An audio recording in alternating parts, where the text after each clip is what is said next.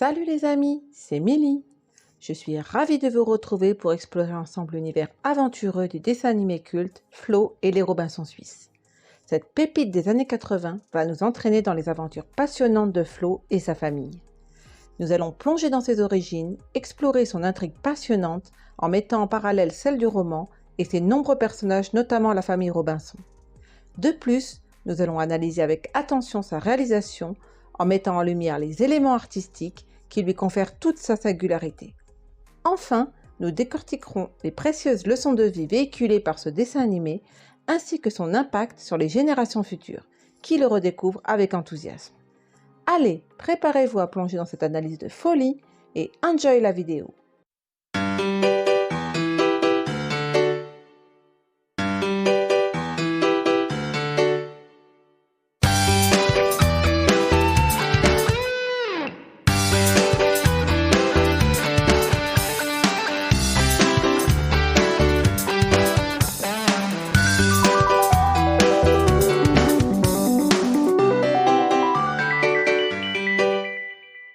Je suis sûre que vous ne saviez pas que ce dessin animé n'était pas que japonais. Eh bien, c'est le cas. Flo et les Robinson Suisses est une série d'animation helvético-japonaise qui compte 50 épisodes de 20 minutes chacun. Elle a été réalisée en 81 par Oshiro Kuroda. Et vous savez quoi? Il faut remonter à l'écriture du roman de Daniel Defoe, Robinson Crusoe, pour trouver les premières origines de ce dessin animé. Celui-ci a inspiré de nombreux écrivains, notamment Johann David Weiss, qui a écrit son propre livre Le Robinson Suisse en 1812. Il y raconte l'histoire d'une famille suisse se retrouvant échouée sur une île perdue de l'Indonésie après un naufrage. Concernant l'animation, le dessin animé a été produit par Nippon Animation, une boîte japonaise bien connue pour son travail sur d'autres séries animées à succès. Ses nombreuses diffusions en France sur la 5 dans l'émission Youpi l'école est finie en 87, au Club Dorothée sur TF1 dans les années 90 et enfin sur la chaîne de télé Manga, en ont fait un rendez-vous incontournable pour les fans de dessins animés. Et l'histoire dans tout ça? Eh bien c'est tout simple. Ce dessin animé raconte les aventures de Flo et sa famille qui décident de quitter la Suisse pour tenter leur chance en Australie. Les parents? C'est un duo médical. La maman est infirmière et le papa médecin. Ils ont 3 enfants, Franz, Flo et Jack. Comme l'Australie manque cruellement de personnel médical, le papa, Ernst, part là-bas pour travailler et aider un ami médecin. Du coup, toute la petite famille embarque à bord d'un navire. C'est le début d'une grande aventure. Notons que l'adaptation est assez libre et on notera en particulier que notre petite héroïne Flo n'existe tout simplement pas dans le roman. Dans celui-ci, la famille Zermatt, et non Robinson, est composée de 2 parents et de leurs 4 fils, Fritz, Ernst, Jack et Franz. Pendant ce très long voyage, ils font la rencontre de plusieurs personnages, comme le capitaine du navire sur lequel ils embarquent, qui fait preuve d'une gentillesse envers eux, notamment les enfants, et d'un grand dévouement envers les autres. Emily, une jeune passagère que l'aîné des Robinson rencontre sur le bateau et dont il tombe amoureux, et bien d'autres. Mais un jour, bam! Une tempête dans l'océan Indien. Le navire fait naufrage et il se retrouve sur une île à proximité. Problème, cette île est totalement déserte. Petit aparté la concernant. Elle est située dans l'hémisphère sud, légèrement en dessous de l'équateur. Selon un des naufragés dans l'anime, elle se trouve au nord de l'Australie, à environ 200 km du continent, complètement isolée. L'île est volcanique, entourée d'une ceinture de corail, avec un sol fertile, des montagnes, des galeries, une rivière d'eau douce et beaucoup de poissons. Le climat est chaud et humide toute l'année, en raison de sa proximité avec l'équateur. Et il y a une saison des pluies et des tempêtes entre novembre et janvier. Et en creusant un peu, on a découvert qu'en suivant la trajectoire de l'embarcation d'un des personnages dans le dessin animé, vers le sud-ouest, pendant plus de 3 semaines, on arrive à Utupua, une île circulaire d'origine volcanique couverte de forêts et entourée de récifs. Le nom ressemble à Utopia, l'île imaginaire déserte et paradisiaque que l'on retrouve dans de nombreuses histoires de naufragés. Malgré ça, la famille Robinson est déterminée. Ils vont devoir affronter un climat tropical, hyper difficile, une faune sauvage dangereuse, la maladie, l'isolement du reste du monde. Ensemble, ils vont tout faire pour quitter cette île et espérer un jour retrouver la civilisation. De la même manière que pour la famille Robinson, Il faut préciser que certains autres personnages présents dans le dessin animé n'existent pas dans l'œuvre originale.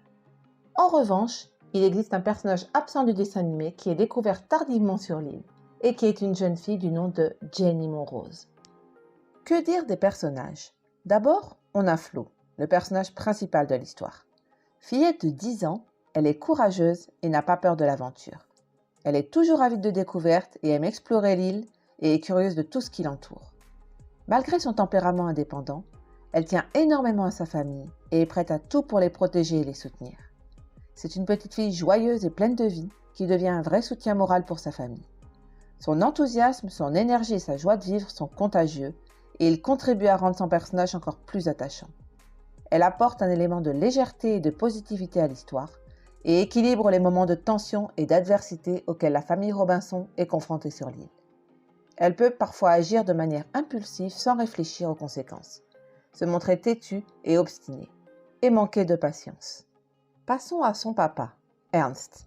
Il est le pilier de famille et représente la responsabilité et l'autorité. Il reste un père aimant et dévoué. Sa famille est sa priorité absolue et il fait tout ce qui est en son pouvoir pour les protéger et les soutenir. En tant que médecin, il est souvent en première ligne pour soigner les blessures et les maladies sur l'île.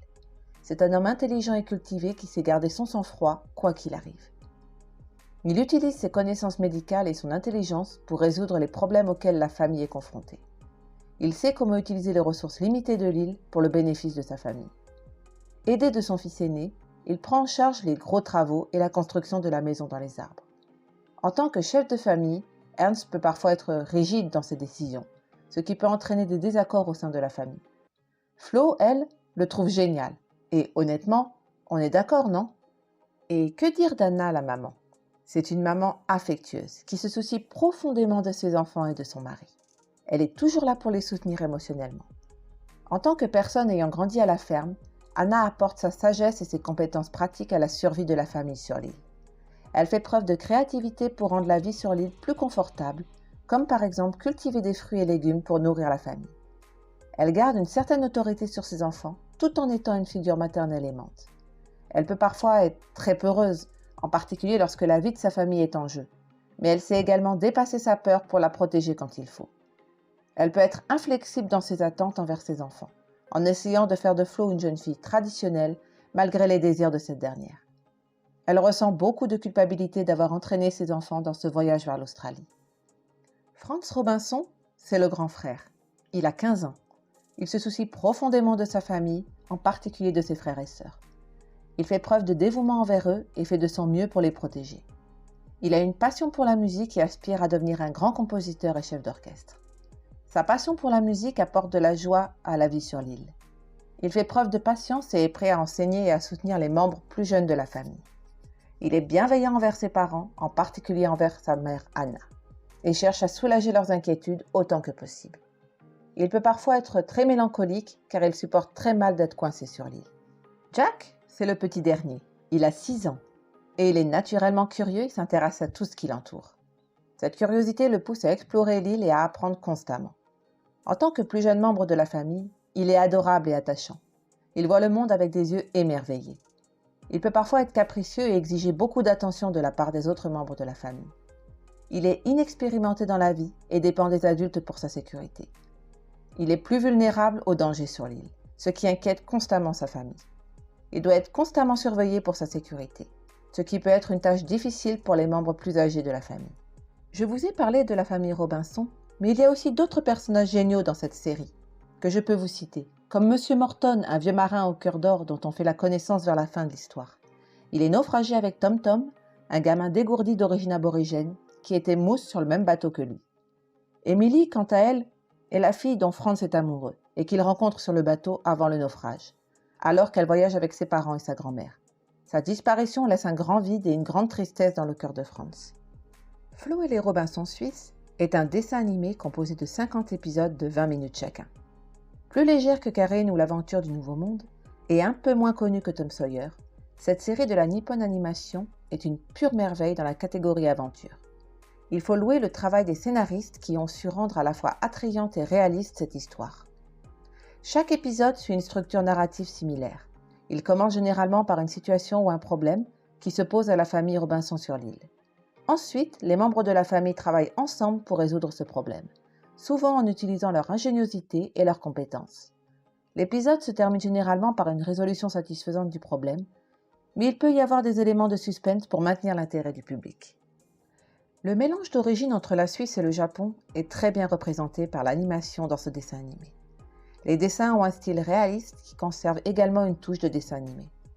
Les décors, en particulier les paysages de l'île et des Alpes suisses, sont détaillés et magnifiquement rendus, capturant la beauté de la nature. La série utilise une palette de couleurs riche et variée pour créer une atmosphère visuelle captivante. Les scènes en plein air sont baignées de tons de vert luxuriant pour représenter la végétation abondante de l'île. Concernant la Suisse, le souci des détails est incroyable, que ce soit les montagnes, les chalets, les villes et bien d'autres. Les couleurs changent également en fonction des saisons et du moment de la journée, ce qui ajoute de la profondeur visuelle à l'ensemble. L'animation est fluide et bien réalisée. Les scènes d'action, telles que l'escalade d'arbres, la pêche ou les moments de danger, sont animées avec soin. Que ce soit dans la conception des animaux sauvages de l'île, des outils artisanaux fabriqués par les Robinson ou les éléments de la nature, tout est soigneusement rendu pour renforcer l'immersion du spectateur. Les personnages évoluent visuellement tout au long de la série pour refléter les changements qu'ils subissent. Par exemple, les vêtements des Robinson montrent des signes d'usure et de réparation au fil des épisodes, ce qui renforce le réalisme de leur situation d'isolement sur l'île. Il y a d'ailleurs un épisode consacré à la fabrication des nouvelles chaussures pour remplacer celles qui sont usées. Le style de dessin de Flo et les Robinson suisses est intemporel. Il n'a pas vieilli malgré les décennies. Les expressions faciales des personnages sont particulièrement bien réalisées. Les regards, les sourires, les froncements de sourcils et les larmes sont bien dessinés avec précision pour communiquer les émotions des personnages sans avoir besoin de mots. Les dessins des décors sont tellement bien réussis que j'aurais presque aimé qu'il y ait plus de détails pour les personnages. Malgré ce détail, le résultat est très beau. La musique d'ambiance de Flo et les Robinson suisses de Sakata Koichi, qui a également composé la musique inoubliable de Karine et le Nouveau Monde, joue un rôle essentiel dans la création de l'atmosphère de la série. Lors des moments d'action et d'excitation, la musique se fait plus dynamique.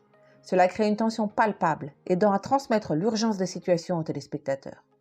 Par exemple, lorsque les Robinson affrontent des animaux sauvages ou font face à des défis dangereux, la musique devient intense pour accompagner l'adrénaline de l'action. En contraste, les scènes paisibles et familiales sont versées par des mélodies douces, mettant en avant des instruments à cordes et des flûtes. Ces moments de quiétude sont accompagnés d'une musique apaisante qui souligne les liens affectifs entre les membres de la famille Robinson et renforce l'aspect réconfortant de ces instants. Les thèmes musicaux spécifiques aux personnages ajoutent une dimension émotionnelle importante à la série. Par exemple, le thème de Flo reflète sa nature espiègle et son désir d'aventure, tandis que la musique associée à Franz évoque son amour pour la musique classique et sa sensibilité artistique. Ces thèmes deviennent des éléments distinctifs des personnages et les suivent tout au long de leur parcours sur l'île. Le générique d'ouverture, de la version française, est interprété par Claude Lombard, qui a acquis une belle renommée en prêtant sa voix à de nombreux génériques de dessins animés. Elle est célèbre pour avoir interprété notamment les génériques de plusieurs autres séries animées, comme Les 4 filles du Docteur March, La Tulipe Noire, Laura ou la Passion du théâtre, et bien d'autres encore. Parlons maintenant des différents thèmes et valeurs et de l'impact de ce dessin animé sur toutes les générations d'enfants qui l'ont regardé. Flo et les Robinson suisses met tout d'abord fortement l'accent sur la débrouillardise et la survie. Les personnages doivent apprendre à chasser, à pêcher, à construire des abris, à fabriquer des outils pour survivre sur les désertes. Dans les premiers épisodes, ils doivent d'ailleurs construire un abri pour se protéger des intempéries et des animaux sauvages. Ce passage montre comment ils utilisent leur créativité et leurs compétences pour construire leur maison dans les arbres, en utilisant des matériaux trouvés sur l'île. Ils fabriquent des arcs, des flèches pour chasser la faune locale et ils pêchent pour attraper du poisson. Ils fabriquent des chaussures, des bougies. Ils développent des compétences en navigation et en construction navale. Ils explorent également l'île pour découvrir de nouvelles ressources et des moyens de s'adapter à leur environnement. Ils sont constamment confrontés à des choix difficiles sur la manière de gérer leur situation sur l'île. Ils s'adaptent à leur environnement et chacun a son rôle des parents jusqu'aux plus jeunes. Par exemple, les enfants doivent changer la date du calendrier chaque jour pour ne pas perdre le cours du temps. Flo doit partir tous les matins guetter l'horizon au cas où un bateau serait en vue. Ils apprennent tous à être responsables de leurs devoirs quotidiens, de leur sécurité et de leur bien-être. L'autonomie implique également la résolution de conflits au sein de la famille. Ils doivent gérer leurs désaccords de manière autonome, en trouvant des compromis et en travaillant ensemble pour surmonter les obstacles. Les parents Ernst et Anna jouent un rôle clé dans l'enseignement de l'autonomie à leurs enfants. Ils encouragent leurs enfants à devenir indépendants en leur fournissant des conseils et des compétences essentielles pour la vie. Les Robinson vivent en harmonie avec la faune et la flore de l'île, évitant de gaspiller les ressources et préservant la beauté naturelle de leur environnement. Ils sont conscients de l'importance de préserver les ressources naturelles de l'île et ne prennent que ce dont ils ont besoin. Le petit dernier, Jack, explore également souvent les environs à la recherche de jolis coquillages, dont il fait la collection. L'un des épisodes qui m'a particulièrement marqué est celui consacré à la découverte d'une tortue de mer, où l'on voit tout le processus de création de la vie et de la ponte des œufs, jusqu'à la naissance des petites tortues. Et pratiquement tous les épisodes sont comme ça, apportant des leçons de vie aux enfants les regardant. Malgré les moments difficiles et les épreuves, la famille reste unie. Ils se réconfortent mutuellement, partagent des moments de joie et font preuve d'amour et de compréhension envers leurs proches. Ils insistent sur l'importance de la patience, de la persévérance, du respect de la nature et de l'aide aux autres.